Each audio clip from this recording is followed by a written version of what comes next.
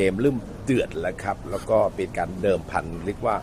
หมดหน้าตักกันเลยครับหลายคนบอกอาจารย์เกมแบบเนี้ยเขาใช้กันแบบนี้เหรอวันนี้ดูข่าวลูกน้องบิ๊กโจ๊กแถลงข่าวเนี่ย